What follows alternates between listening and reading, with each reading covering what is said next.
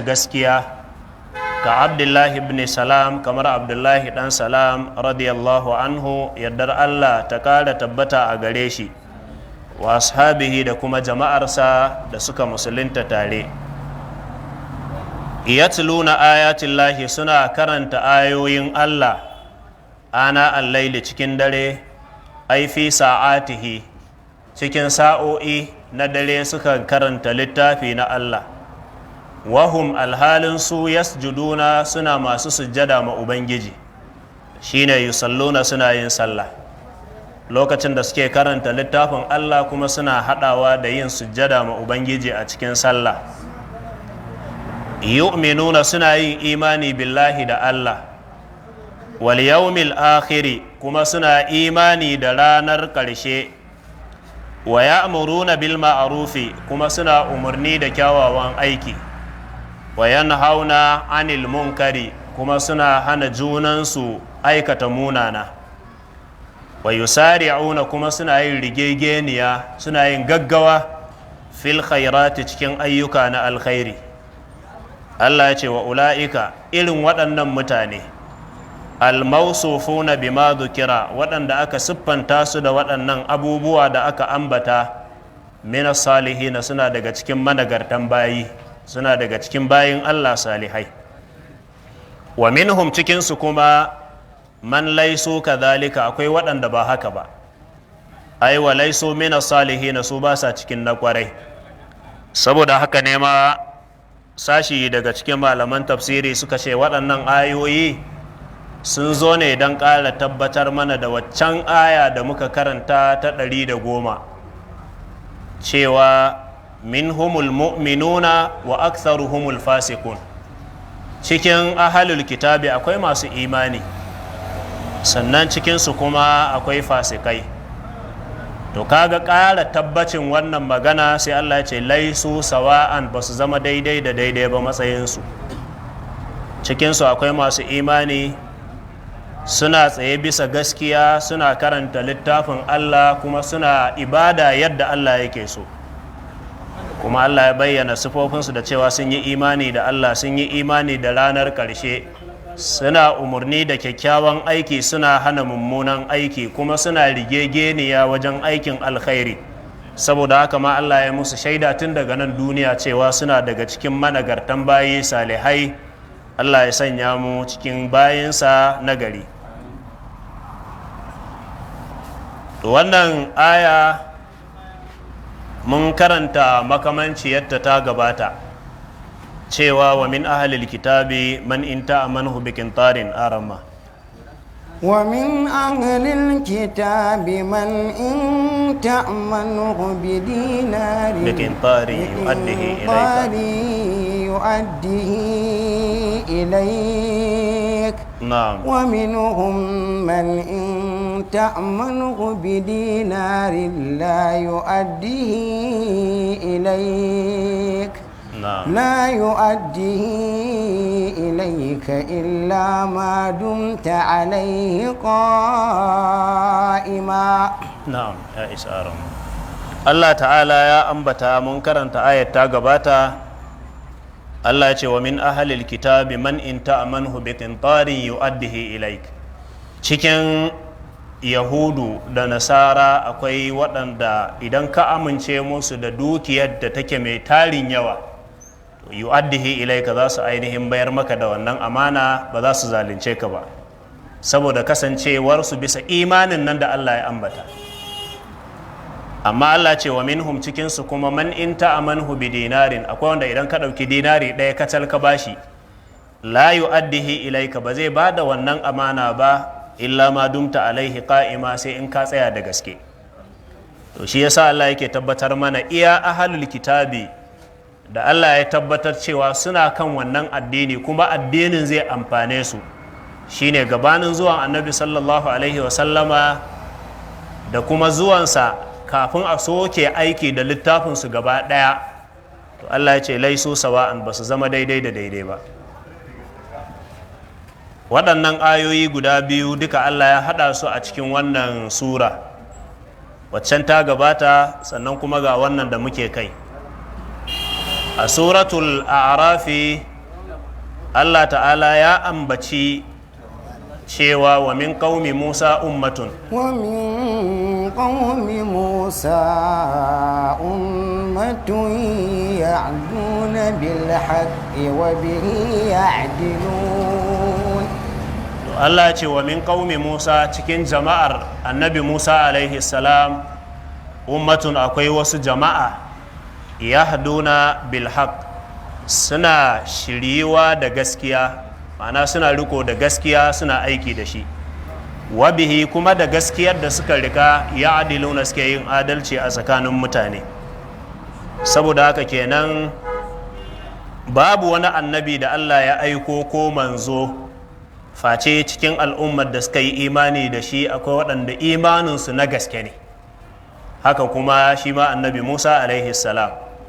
Kuma dukkanin al'umma babu manzon da ya samu jama'a mai yawa bayan annabi sallallahu alaihi wa alihi wa sallama kamar annabi Musa. Shi ya fi kowa samun kaso mai yawa cikin al'umma waɗanda suka yi imani da shi. Shi ya sa ma yawanci tarihinsa ya fi yawa a cikin alkur'ani, kuma yana daga cikin annabawan da suka sha wahala fiye da sauran annabawa. Shi ya sa ma aka ware guda 5 aka ce musu ulul azmi. Cikin ulul azmi in ka cire annabi sallallahu alaihi wa alihi wa sallama za ka tarar da babu wanda ya fi shan wahala fiye da annabi Musa alaihi salam. Saboda haka ne ma gurare daban-daban Allah maɗaukakin sarki in ya tashi ba da misalai na annabawa sai ba da misalin annabi Musa alaihi salamu, sai ya ci gaba da umarni ga annabi sallallahu alaihi wa alihi wa sallama. Malamai masu hikima masana littafi na Allah suka ce Allah yakan yi haka ne saboda abubuwa masu yawa, daga ciki yawancin annabawa da manzanni sukan fuskanci matsaloli, amma matsalar ta waje ba ta cikin gida ba. Amma shi annabi Musa alaihi salamu ya fuskanci matsaloli daga waje, shi ne waɗanda ba su yi imani da shi ba a matsayin kafirai. Ya fuskanci matsaloli daga gurin waɗanda suke na cikin gida munafukai, sannan kuma ya fuskanci matsaloli daga waɗanda suke su ba munafukai ba ne, amma addinin ne ba su fahimta haƙiƙanin fahimta ba. To shi yasa wahalhalun annabi Musa alaihi salamu ya bambanta da na sauran annabawa. Kuma shi ma annabi sallallahu alaihi wa alihi wa sallama aka ce irin wahalar da annabi Musa alaihi salam ya sha shi ma irin ta zai sha da kuma ɗori.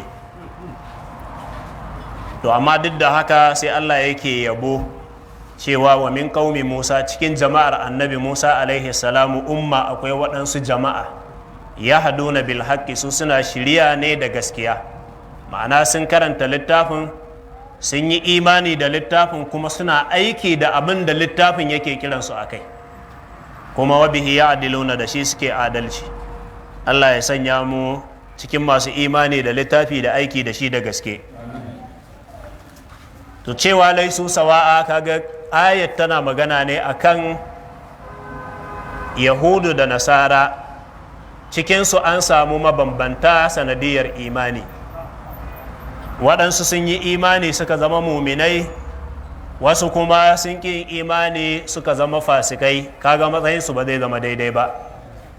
Allah ya tabbatar da afaman kana mu'minan أفمن كان مؤمنا كمن كان فاسقا لا يستوون. نعم. to Allah ta'ala ya ce afaman kana mu'minan, shin wanda ya zama mai imani kaman kana fasika, matsayinsa zai yi daidai da wanda yake fasiki? kaga la yastawuna, Allah ya ce ba sa daidaita. Saboda haka ne sashi daga cikin malaman tafsiri suka ce wannan aya tana magana ne akan Yahudu da Nasara, matsayinsu sanadiyar imani da rashin yin imani Allah ya bambanta. Sashi daga cikin sahabbai suka ce wannan aya laisu sawa'a ta sauka ne wataran annabi sallallahu alaihi wa alihi wa sallama kamar yadda ya bayyana lokuta na sallah. Kowace sallah idan lokacinta ya yi to yinta a farkon lokaci ya fi lada. Kowace sallah, amma sallar isha'i inda za a haɗu shaidan ba zai yi nasara ba a tura ta can gaba ta kai kamar 9:30 ko karfe 10, an yi ta a daidai wannan lokacin ta fi lada. Amma saboda kasala da kuma sharrin shaidan sai ya zama in an yi kira a farkon sallah na isha'i sai a haɗa a yi shi kenan an huta, inda shi ma farkon sallar ne. To wata ran annabi sallallahu alaihi wa alihi wa sallama ya yi jinkiri a gida bai fito ba sai da lokaci ya ɗan ja, kamar ana shiga sallah karfe 8 sai liman bai fito ba aka jira shi har karfe 9, duka ana jira cikin masallaci saboda annabi ne sallallahu alaihi wasallama. Da annabi ya fito sai tarar da sahabbai suna ta zikirin ubangiji, wasu suna karanta alkur'ani, wasu suna istighfari. Sai wannan aya ta sauka, sai annabi ya ce da su, babu wata al'umma da ta gabata waɗanda suke haɗuwa a daidai wannan lokaci su rika yin bautan Allah suna ambatansa sai ku. Saboda haka ma aka ce laisu sawa'an, waɗannan al'ummu da al'ummar annabi sallallahu alaihi wasallama da sauran al'ummu da suka gabata matsayinsu ba ɗaya bane a gurin Allah. Al'ummar annabi ta fi kowace al'umma matsayi, amma duk da haka saboda kar mu ga cewa kamar alkhairi gaba ɗaya ya taƙaita ne akan al'ummar annabi bayan an ce ba daidai muke ba da sauran al'ummu, sai Allah kuma ya ce to mu sani cewa amma fa min ahlil kitabi ummatun qa'ima, cikin waɗanda aka ba su littafi yahudu da nasara akwai al'ummun da suke tsaye bisa gaskiya, kamar Abdullahi dan Salam da jama'arsa, kuma suna karanta ayoyin Allah cikin dare kuma suna nafilfili suna bautan ubangiji. يؤمنون بالله واليوم الآخر ويأمرون بالمعروف وينهون عن المنكر ويسارعون في الخيرات. duk waɗannan sifofinsu ne. In muna yin daidai sai mu ce mu ci gaba da yi, in ba ma yi daidai sai mu ce abu kaza ba daidai ba ne a gyara. Sannan da nesantar mummuna da kusantar kyakkyawa duka alkhairi ne. To ana so kuma a yi rigegeniya. Idan aka zo gashi muna sauraron karatu, da wanda yake karatun da wanda ake yi makaratun a gurin Allah duka an haɗu ne bisa aiki na alkhairi. Wanda ya fi kowa kuma alkhairi shine wanda ya sanya karatun a cikin aikinsa. Inda shi wanda zai yi karatu baya sa karatun a cikin aikinsa a gurin Allah ba shi da darajar komai. Kai da kake zaune kake sauraro, in ka sa aikin karatun a cikin aikinka to kafi wanda yake yi daraja. In kuma ya sa kai baka sa ba ya fi ka daraja a gurin Allah. Saboda haka ayi mun sha faɗi cewa a zo a haɗu a yi wa'azi ko a saurari wa'azi ba shi yake nuna zahiri mutum ya zama na kwarai ba, sai in ya je ya yi aiki da wa'azin. Haka ne ba? To haka Allah ta'ala ya ambata, in an yi sai aka ce wa ula'ika minas salihin wa ma yaf'alu min khairin وما يفعلوا من خير فلن يكفروه na'am. والله عليم بالمتقين. To Allah ya ce su mutanen kwarai din can na ahlul kitabi wa ma yaf'alu min khairin, babu abin da za su aikata na alkhairi, duk abin da suka aikata na alkhairi falan yukfaruhu, ba za a binne shi a ƙi nuna musu ba, ma'ana ba za a hana su ladan ba. yu'damu thawabahu, ba za a hana su ladan wannan aiki ba, bal yujazawna alaiha, za a musu sakamako bisa aikin da suka yi nagari. Wa ƙuri'a bitta'i fil fi'ilai ne, ana karantawa da ta'un cikin waɗannan fi'ilai guda biyu da suka gabata. Wa ma taf'alu min khairin falan tukfaruhu, ai ma taf'aluhu ya ummata ya ayyatuhal ummatul muhammadiyya, duk abin da kuka aikata ya ku al'ummar annabi sallallahu alaihi wasallama, falan tu'da sawabahu, ba za a hana kula dan ba, bal zauna alaihi, za a muku sakamako akai. Kaga kenan laisu sawa'a din can da aka ambata, idan ya shafi yahudu da nasara, sai Allah ya ce wa ma yaf'alu min khairin, babu abin da za su aikata na alkhairi, ko a ce duk abin da suka aikata na alkhairi a matsayin sharaɗi kenan, to falan yukfaruhu, ba za a ɓoye musu ladan ba, za a bayyana musu. Haka in an ce laisu sawa'a, an yi magana ne da al'ummar annabi sallallahu alaihi wa alihi wa sallama. To wa ma taf'alu min khairin, ba duk abin da kuka aikata na alkhairi, falan tukfaruhu, ba za a rufe a ki nuna muku ba, za a nuna muku kuma za a ainihin yi muku sakamako bisa wannan aikin. Saboda haka ne ma Allah ya tabbatar da cewa ai wa man ya'mal mithqala dharratin khairan yarahu, ko da kwayar zarra mutum ya aikata na alkhairi a duniya, to ranar tashin alkiyama za ka ga wannan aiki, ba za a rufe maka ita ba, sai a nuna ma ce ga aikin da kai na alkhairi ga kuma irin sakamakon. Allah ya sakanka mana da ayyukan da muke yi na kwarai. Wallahu kuma Allah alimun, masani ne bil muttaqina, ga masu tsoron Allah, almuttabi'ina awamirahu, waɗanda suke bin umarninsa ciki da waje, wal mujtanibina nawahiyahu, da waɗanda suke nesantan abubuwan da Allah ya hana. Allah ya san wane ne na kwarai ciki da waje, Allah kuma ya san waɗanda ba na kwarai ba. Saboda haka fala yatrukuhum, Allah ba zai bar na kwarai haka kawai ba, bal yujazihim, zai musu sakamako bisa aikin da suka yi a duniya. Thumma wasafa al-kuffara bima ya'ti faqala, sannan Allah ya ci gaba da siffanta kafirai da waɗannan ayoyi masu zuwa. Allah ya ce, innal ladhina kafaru lan tughniya anhum amwaluhum wala auladuhum min Allahi shay'a wa ulaika ashabun nari hum fiha khalidun.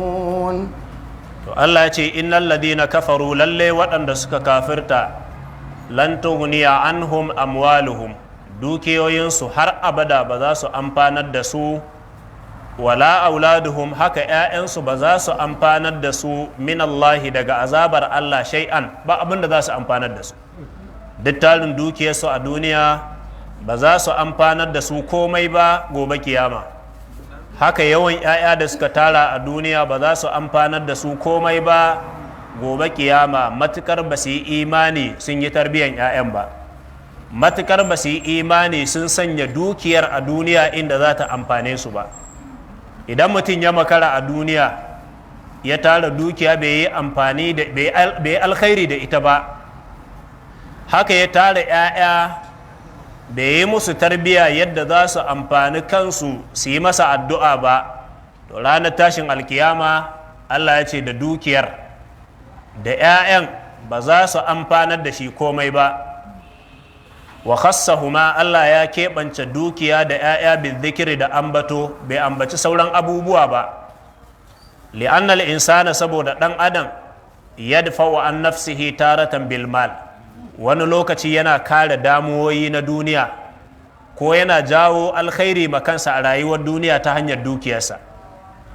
Wa taratan, wani lokaci kuma bil isti'anati bil aulad, ta hanyar taimako da 'ya'ya, sai 'ya'yansa da su zai amfani wajen kawar da damuwa ko janyo alkhairi na duniya. To saboda abubuwa guda biyun nan su ne kan gaba, sai Allah ya ambace su. Dan ka same su a duniya ka tara su, baka kuma tafiyar da su yadda Allah ya ce ka tafiyar da su ba, to ranar tashin alkiyama sai dai mutum ya yi nadama. Allah ya tsare mu. Wa ula'ika, kuma irin waɗannan mutanen da za su kafirta, ashabun nari, su ne 'yan wuta, hum fiha, kuma su in sun shiga wutan, khaliduna, suna dawwama har abada ba sa fita. Allah ya tsare mu. Na'am.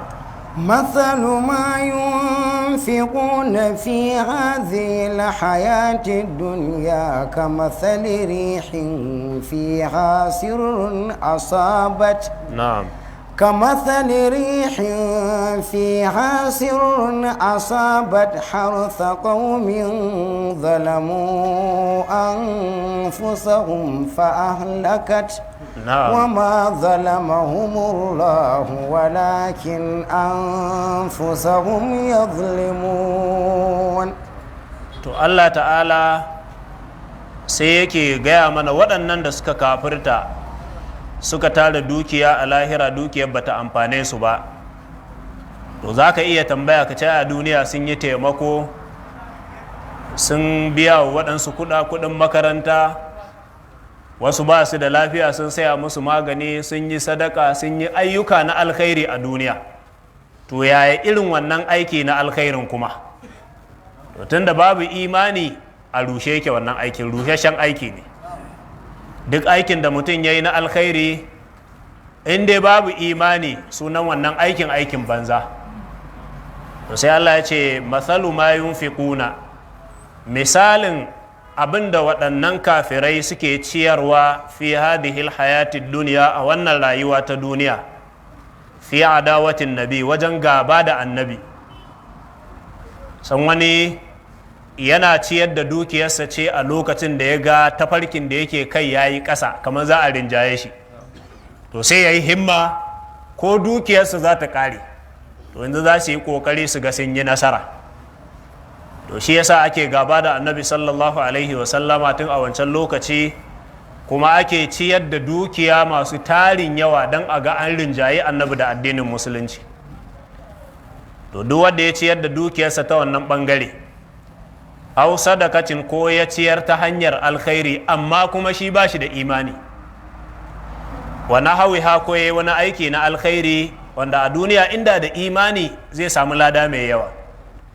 To Allah ya ce misalin duk abin da waɗannan kafirai suke ciyarwa, kamathali rihin, kamar misalin wata irin iska ce, fiha cikin iskan sirrun akwai zafi mai tsanani, aw bardun shadidun ko kuma sanyi mai tsanani. Shine wasu malamai masana larabci suka ce sirrun shine zafi mai tsanani, wasu kuma suka ce sanyi mai tsanani, wasu kuma suka ce a ba sanyi ne ko zafi ba, ƙarar da ke cikin iskar ita ke ce wa sirru. Kamar wata iska ce wacce take mai tsanani kuma cikinta akwai wani ƙara wanda yake mai tada hankali. To asabat harsa qaumin, sai ta zo ta shafi amfanin gona na waɗansu mutane. Su mutanen zalamu anfusahum, sun zalunci kansu bil kufri ta hanyar kafirci, wal ma'asiya da kuma aikin saba ma Allah. To da ta zo gonan fa ahlakathu, sai ta lalata wannan gonan. Falam yantafi'u bihi, sai ba su amfani da wannan gonar tasu ba. Fakadhalika, haka nan nafaqatuhum, duk ciyarwar da kafirai da munafikai za su yi a duniya, zahiba, za su tafi babu amfani. La yantafi'una biha, su ba za su amfani da wannan wato aikin alkhairin ba. Kuma ma zalamahumullahu, ba Allah ba zalunta su yayi ba. bidiya'i nafaqatihim, ta hanyar tozartar da lalata duk aikin da suka yi na alkhairi a duniya. Allah bai zalunce su ba, walakin anfusahum yadhlimuna, sai dai kansu suke zalunta bil kufri da kafirci. Almujibu lidiya'iha, wanda kafirci yana wajabta duk aikin da mutum yayi ya zama aikin banza, ya tozarta. Allah ya tsare mu. Saboda haka anan ana kwatanta aikin alkhairi da amfanin gona da yake mai kyau, shi kuma rashin imani ana kwatanta shi da annoba da take shafar gona. Saboda haka aikin alkhairin ka ya taso lafiya kalau, inda da imani sai a ce ga tarin ladan mai yawa, to rashin imani shine wannan annoba ko kuma iska mai karfi wacce cikinta akwai sanyi mai tsanani ko zafi mai tsanani da ya zo ya kone wannan. Saboda haka da aikin da mutum ya yi babu imani ciki, aikin ya ruguje. Kuma annabi sallallahu alaihi wa alihi wa sallama shi aka yi magargadi wai ana tauna menene in ji hausawa tsakuwa ko saboda aya ta ji tsoro. annabi sallallahu alaihi wasallama shi da kansa aka ce masa ولقد أوحي إليك ولقد أوحي إليك وإلى الذين من قبلك لئن أشركت ليحبطن عملك نعم لئن أشركت ليحبطن عملك ولتكونن من الخاسرين. الله يتي حقيقة يا كي النبي صلى الله عليه وسلم من مكة وحي kuma mun yi wahayi zuwa ga manzannin da suka gabace ka la'in asharakta haƙiƙa in ka haɗa Allah da wani wajen bauta ya zama babu imani la yahbatanna amaluka duk aikin da kai na alkhairi za su rushe la yahbatanna amaluka wala takunanna min alkhasirin kuma haƙiƙa zaka zama cikin waɗanda suka yi asara. To idan an gaya wa annabi sallallahu alaihi wa sallama to kuma suwaye ne? Kaga mu muka fi cancanta aya ta yi aiki a kanmu fiye da annabi sallallahu alaihi wasallama. To annabi bai yi shirka ba, bai taɓa yin aiki na saba ma Allah ba, amma aka saukar masa da wahayi saboda mu al'ummar annabi mu shiga taitayinmu. To shi yasa Allah ta'ala ya ambata waɗanda ba su yi imani ba duk aikin da suka gabatar na alkhairi to kamar amfanin gona ne ya yi kyau, bayan ya yi kyau kuma sai annoba ta sauka gonar ta kona. Saboda haka idan annoba ta kona gonarka ai kaga daga baya kuma ba za ka je ka ce kana neman wani amfani a cikin gonan ba. To haka duk aiki na alkhairi yake da ake neman ladansa gobe kiyama, idan rashin imani ya shiga ciki to yana rusa wannan ayyuka gaba ɗaya. Allah ya tsare mu. Thumma haddara Allahul mu'minin, sannan Allah ya ci gaba da yin gargaɗe ma masu imani minal kuffari su rika taka tsantsan, su rika nesantan kafirai bima ya ati da waɗannan ayoyi masu zuwa. fakala Allah ya ce ya ayyuhallazina amanu la tattakhidhu bitanatan min dunikum la ya'lunakum khabalan waddu ma anittum qad badatil baghdha'u min afwahihim wa ma tukhfi suduruhum akbar قد بينا لكم الآيات إن كنتم تعقلون. Allah ya ce ya ayyuhal ladina amanu ya ku waɗanda suka yi imani la tattakhidhu kada ku riƙe bitanatan abokan sirri asfiya a zaɓaɓɓu tutli'unahum da za ku rika tsinkayar da su ala sirrikum bisa sirrinku. Ya zama wadda za ka rika ya zama ya san sirrinka ciki da waje, to kar ka rika min dunikum daga al'ummar da ba ku ba. Kar ka rike ba yahude ko wani wanda yake gogaggen kafiri ya zama shi ya san sirrinka ciki da waje. Allah ce kar ku yi haka. Ai ghairukum, kar ku riki wasunku min al-yahudi cikin yahudawa wal munafiqina da munafikai, saboda su la ya'lunakum khabalan, ba sa kakkauta muku da dukkan sharri. Duk abin da yake na sharri ne to ba sa ga maciji gare ku da ku. Nusiba bi naz'il khafidi ay la yaqsuruna lakum fil fasadi, ba sa takaita muku da barna. Duk abin da zai zama barna ne gare ku to suna burin ya same ku, suna kokarin su ga sun sadar da ku da wannan barna. Waddu kuma suna burin ma anittum, abin da zai wahal da ku. Tamannau ana takum, suna burin duk abin da zai zama fitina da damuwa a gare ku. Shi anat wa huwa shiddatu darar, shine tsananin cutarwa. Suna burin ko da yaushe ku fada cikin masifa da bala'i. Kada Allah ya ce hakika badatil baghda'u, kiyayya ta bayyana, zaharatil adawatu lakum, gaba da kiki juna sun bayyana daga gare su zuwa gare ku. Min afwahihim, daga bakinsu, a baki suna nuna ba sa son ku. Bil waqi'ati fikum, saboda suna afkawa cikin mutuncinku da zagi da cin mutunci.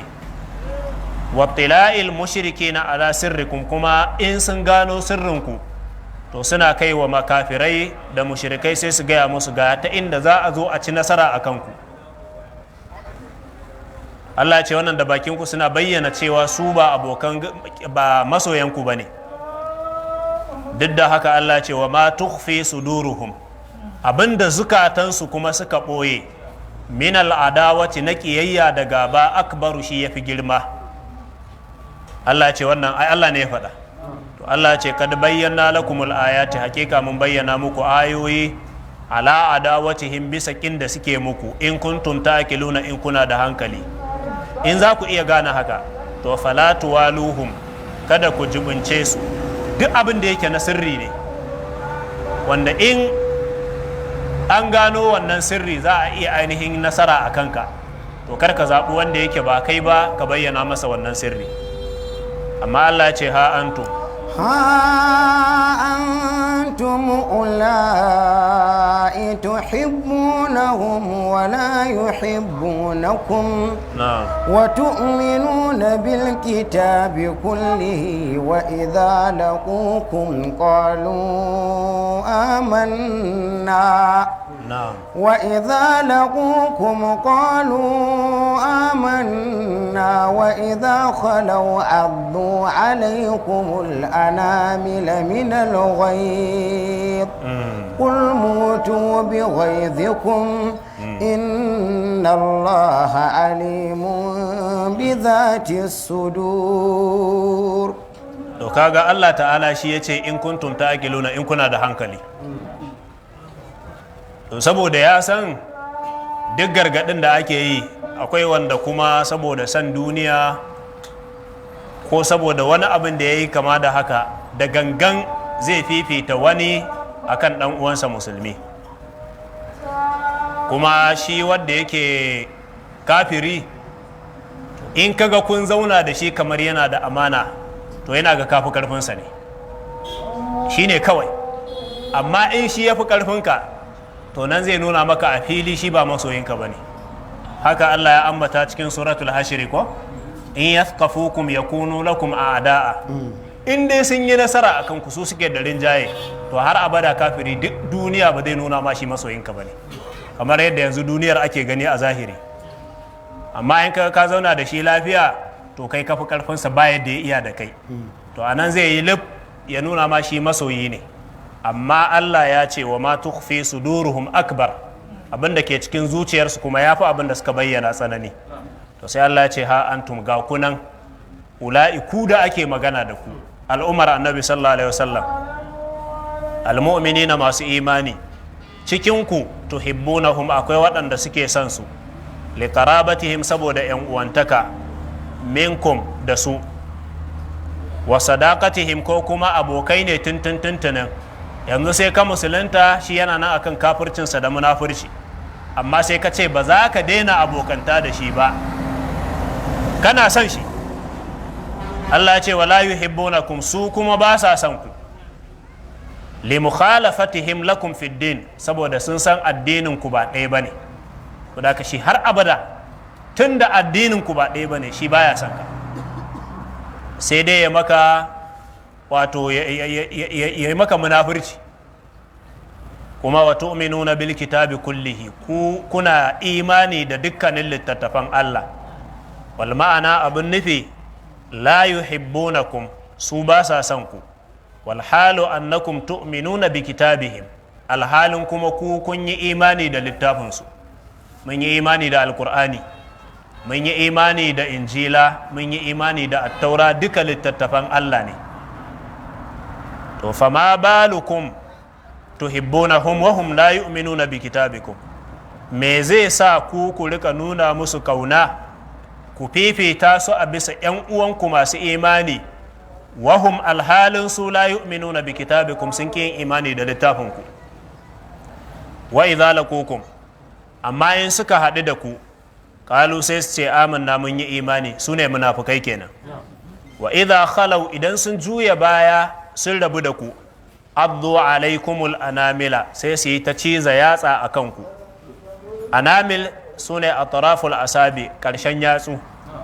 Anmula shi ne ɗan wannan gaba ɗin guda ɗaya, sai su rika ciza yatsa min al-ghaiz saboda bakin ciki, shiddatul ghadab saboda tsananin wato damuwa da fushi, lima yarawna min itilafikum saboda haɗin kai da kuke da shi, saboda sun ga yanzu kuna haɗe, za ku yi sallah tare, za ku yi kasuwanci tare, za ku yi zumunci, kuna karanta littafin Allah, kuna bayyana littafin yadda Allah ya ce a bayyana. To wannan yana bakanta musu rai, saboda haka suke ciza yatsa saboda shiga damuwa da bakin cikin nasara da kuke samu. Wa yu'abbaru an shiddatil ghadabi bi abdil anamil, ana bayanin fushi in yayi tsanani sai a ce ya ciza yatsa. Wa in lam yakun thamma ab, ko da bai ciza yatsan ba sai a ce ya cizi yatsa saboda nuna tsananin bakin cikin da yake ciki. To Allah ta'ala ya ce kul mutu bi ghaidikum. Na'am, haka ne ko ka karanta? Allah ya ce ka ce da su ya kai annabi sallallahu alaihi wa sallama, mutu bi ghaidikum, ku je ku mutu da bakin cikin ku.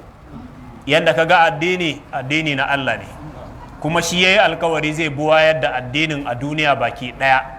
To kai da kake so sai addinin ya rushe, to sai dai ka mutu da bakin ciki, amma addinin kullum shi zai rika yin nasara. Ai ubuku alaihi ilal maut, ku tabbata bisa bakin cikin ku da damuwa har zuwa mutuwa. Falan tarau ma yusirrukum, ba za ku ga abin da zai faranta muku rai na rushewan addini ba. Inna Allah lalle Allah alimun masani ne bi zati sudur, da abin da ke cikin zukata, bima fil qulubi, duk abin da ke cikin zukatan mutane Allah ya sani. Wa minhu ma yudmiru hu haula, cikin abin da Allah yake sana da shi shine abin da munafikai da kafirai suke boyewa a zuciyarsu dangane da masu imani.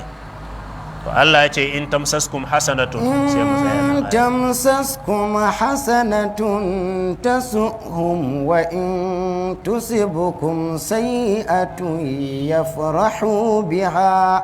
Na'am. وإن تصبروا وتتقوا لا يضركم كيدهم شيئا إن الله بما يعملون محيط. To Allah ya ce in tamsaskum hasanatun, idan wata kyakkyawa ta same ku, tusibukum ni'matun, kuka samu wata ni'ima, ka nasirin kamar nasara cikin da'awa ko kuma harka ta rayuwa, wa ganima ko kuma kuka samu ganima sanadiyar yaƙi, kaga wannan alkhairi ne ga al'umma. To duk lokacin da kuka samu wani alkhairi ta su'uhum, wannan alkhairin sai ya bakanta musu rai, tuhzinuhum sai ta bata musu rai. Wa in tusibukum sayyi'a, idan mummuna kuma ta shafe ku, ka hazima, kamar kuka fita yaƙi kuka samu matsala, wajadab ko kuka samu fari, aka shiga damuwa na yunwa, yafrahu biha, sai su yi farin ciki. Wannan shine ɗabi'arsu. Wa jumlatu sharti muttasila bi sharti qabl wa ma bainahuma i'tirad, wal ma'ana annahum mutanahuna fi adawatikum. Ma'ana shine lallai sun kai matuƙa wajen nuna muku gaba da kiyayya.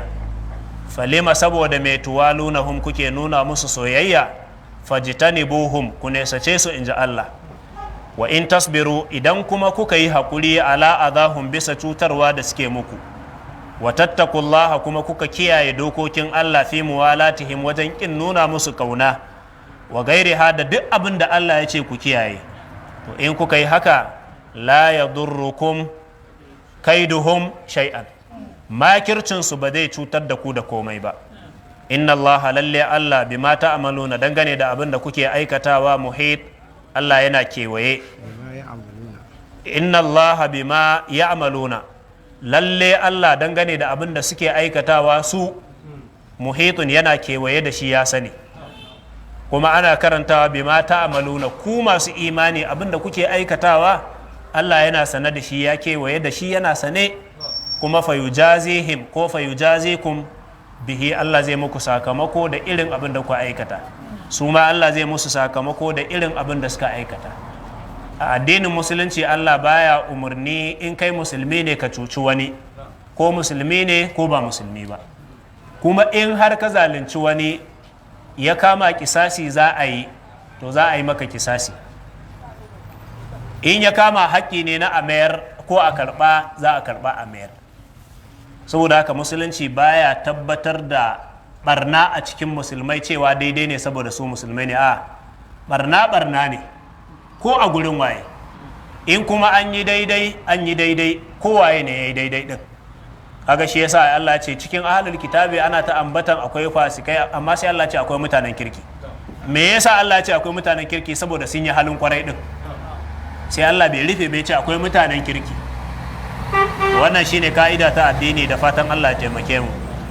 To lura da nan shine gaba, shi yasa muka ga ya dace a ce mun iso nan din, da fata abin da muka faɗa daidai muna roƙon Allah ta'ala ya haɗa mu cikin ladan baki ɗaya.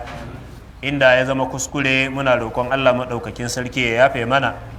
Allah maɗaukakin sarki ya datar da mu da karantarwar ma'aiki sallallahu alaihi wasallama. Allah ya nuna mana gaskiya ya ba mu ikon bi, ya nuna mana kuskure ya ba mu ikon nesanta. Assalamu alaikum wa rahmatullahi wa barakatuhu. Alhamdulillah, nan muka kawo ƙarshen karatun na yau.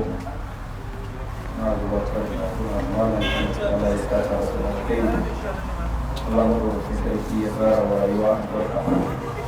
Ko kamar yadda muka sani muka karanta wasu daga cikin tambayoyi na yau ba mu samu wata tambaya ba. Dangane na karatun yau. Sai dai akwai wata tambaya da makaranta satin da ya wuce, wanda lokacin ban duba takardar sosai ba. Shi mai takardar shi abin da yake faɗa cewa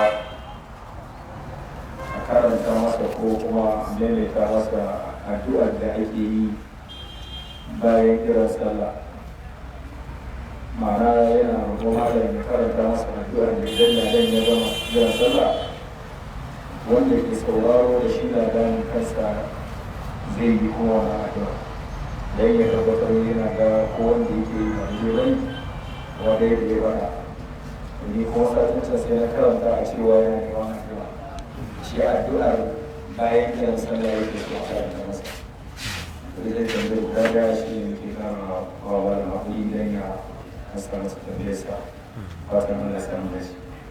To idan an gama kiran sallah, annabi sallallahu alaihi wasallama ya ce a ce Allahumma rabba hadhihi ad-da'wati tamma والصلاة القائمة آت محمدا الوسيلة والفضيلة والدرجة الرفيعة وبعثه اللهم مقاما محمودا الذي وعدته.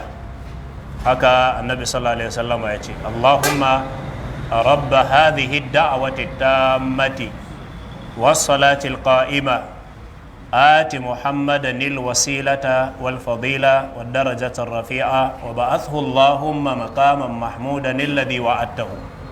wannan shine annabi ya ce a rika yi, roƙawa annabi ne wasila, kuma annabi sallallahu alaihi wasallam ya ce duk wanda ya roƙa masa wasila to hallat lahu shafa'ati yawmal qiyamah, ranar tashin alkiyama zai samu ceto na annabi sallallahu alaihi wasallama. Da haka duk mai kiran sallah in ya gama da shi da wanda ya saurari kiran sallar yana da kyau a rika yi, saboda yin addu'a ne da kuma neman wata daraja mai girma wacce ita kadai ake bayarwa ranar tashin alkiyama, kuma a mutum ɗaya ne, shine annabi sallallahu alaihi wasallam. Saboda haka ne ma annabi ya ce duk wanda ya roki Allah cewa ya bashi wannan matsayi, shi kuma zai samu cetonsa gobe kiyama. Da fatan Allah ya samu dace. Assalamu alaikum wa rahmatullahi wa barakatuh. Wa alaikum salam wa rahmatullahi. Wannan ita ce tambayar da muke ta da satin da ya gabata. Alhamdulillah, ita ce tambayar da muke so a sanarwa a ina sai wani ta addini. Akwai ɗaya daga cikin iyayen kwamiti na wannan majalisa, shi ne Malam Abubakar mai rago, yana da yake shafa musulmi zuwa ba da shaidar nauyin hawan jasa, wanda za a ɗaura ranar juma'a da hudu ga wata kenan na ainihin june a nan layin zai bayan sallar juma'a da misalin karfe biyu, wanda Allah ya bashi da fatan Allah ya kuma kuma Allah ya sanya da kai ciki. Sai mawukata daga ciki akwai ɗaya daga cikin ɗaliban wannan makaranta wanda shekarar jiya Allah madaukakin sarki ya karɓi rayuwarsa. Wani ana ce masa malam Idris Karinta a nan wajen gidan Alhaji Karinta a samu asirin bayan ya je ya sayo kayan aiki daga kasuwar katako kuma ya zama ajali Allah ya gafarta masa. Na nan tare da shi kullum a wurin karatun nan. Allah ya yi masa Allah ya kasta.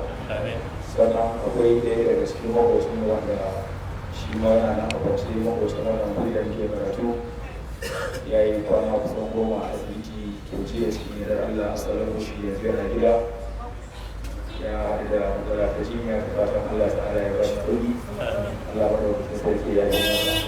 Sannan akwai ɗaya daga cikin ɗaliban wanda mahaifinsa shi ma ya rasu shi ne marasa lutera wanda shi mun gabatar da sanarwar wannan satin da ya gabata shi ma muna ainihin addu'a Allah ta'ala ya yi masa Allah ya gabata mai dishi Allah ya bashi hakuri.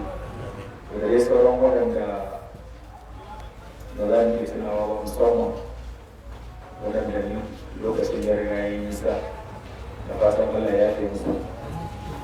Na'am akwai kuma